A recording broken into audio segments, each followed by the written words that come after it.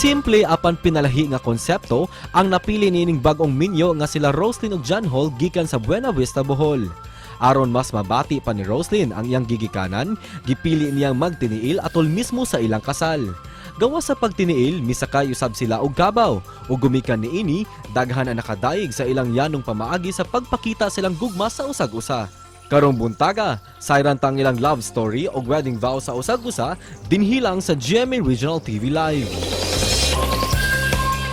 Ni higayuna mga kapuso, maila-ila nato nag-trending ni sila nga couple tungod sa ilang talagsaon nga konsepto sa ilang kasal ug silang photoshoot, Carabao ug barefoot wedding. Nakauban nato Roslyn ug John Hall gikan sa Bohol. Maayong buntag, maupay na aga. Ma'am Roslyn, Sir John, welcome to the program. Maayong buntag. Maayong buntag, everyone. Daghang salamat for joining us. It's a pleasure to have you in the program. Pila ka weeks ago nahitabo ang inyong wedding. Kumusta? How was it? Murag ning sink in na ba? The feeling of being married na? Right now, hangtod karon, I'm still using my name, Degamo. So, murag wala pa jud siya ni sink in. How about you? Nothing really changed. We're still together. We still spend every day together. We still care about each other. But now we wear wedding rings. Yeah, so we're just happy every day. And we're happy that we're married, finally. Wow. Right. That's a big difference. You wear wedding rings na this time. Yes. Ma'am Rose, Sir John, let's talk about your very unique nga concept sa inyong wedding, sa photo shoot nga nahitabo beforehand. Unsa may istorya ani nga nung nahuna-hunaan ninyo? That was very memorable for me because it was held in our home garden. At the same time, I was able to feel it because katini ko. I was barefoot. So, murag feel ko yung wedding day ko on that day. So, I was very much happy.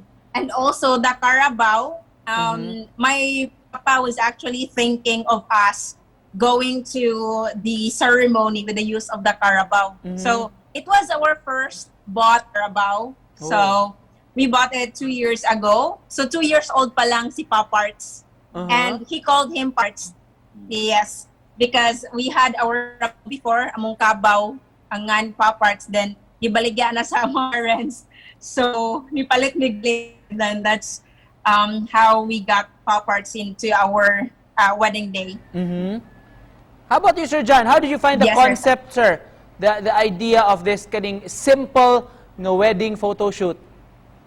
I enjoyed it a lot because it proves that you don't need to have a lot of money or spend a lot of money to have beautiful things or to have something nice you can spend. It's about who you're with and making the moments that are memorable. So para ni mo, Ma'am Rose, at least naka minus-minus sa gasto, ma'am.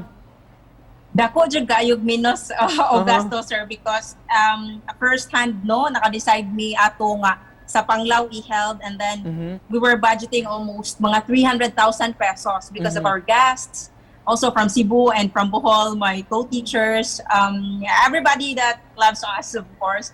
Then naka-decide ko, why not do it here? Like, of course, natin mga silingan, and it's Bohol. We welcome everybody into our house.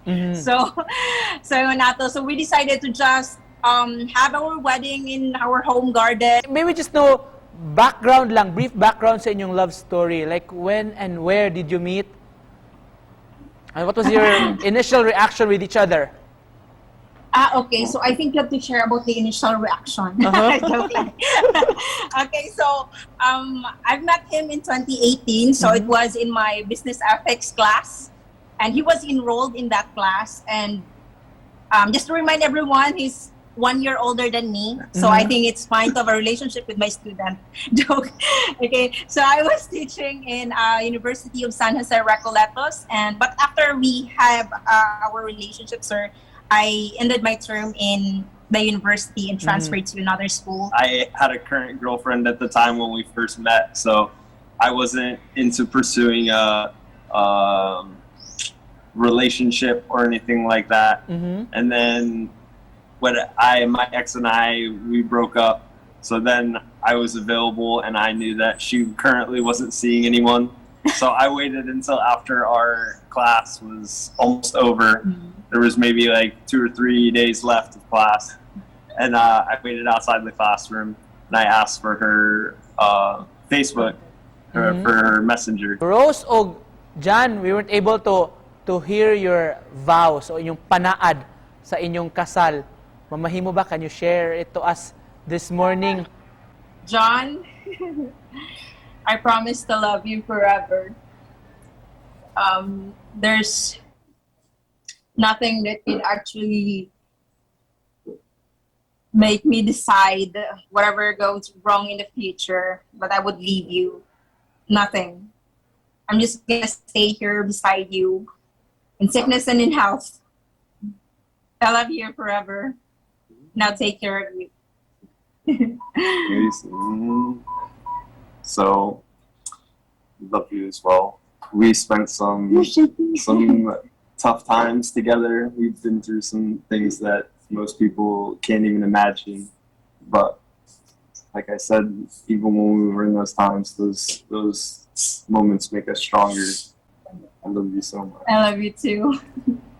Wow, that's nice. Pagkanindot. And just to close this, sa atong newlywed, may we ask for your message sa atong mga viewers this morning. Yes. I think you go first. Okay. For me, it's not about money or about what you have or what you don't have. It's about the relationship and the quality of your relationship. You can have almost nothing, but if you meet the right person, it's really important that you guys get along and that you continue to work towards your relationship. Wow, thank you so much for joining us this morning o inyong pagpakilig sa atong mga kapuso nga nagtan-aw rong buntaga. Congratulations, Jan o Roslyn Hall. Thank you so much. Thank you so thank you, much, sir. Sir Nico. Thank you. you. Thank